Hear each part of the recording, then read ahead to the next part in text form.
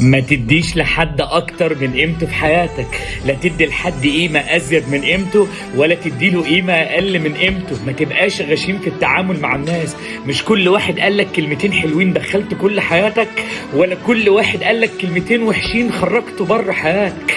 ان البني ادم يتعشم في الناس بزيادة دي اسمها غشومية. وان البني ادم يا جماعة يدي البني ادم غلاوة اكتر من حقه اسمها قلة تقدير. بتدي للناس حب بأمارة ايه؟ بتدخل الناس في حياتك بزيادة بأمارة ايه وهم ما ادوكش اي حاجة؟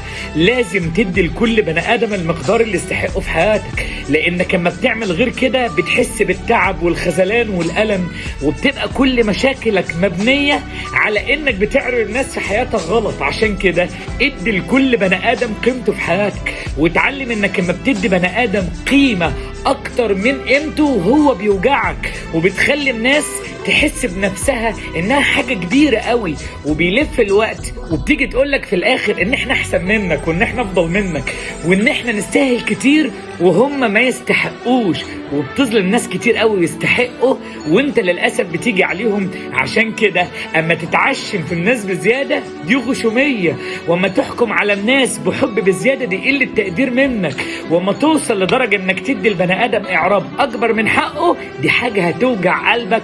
ارجوك ادي لكل بني ادم المقدار اللي يستحقه فورا عشان تستريح.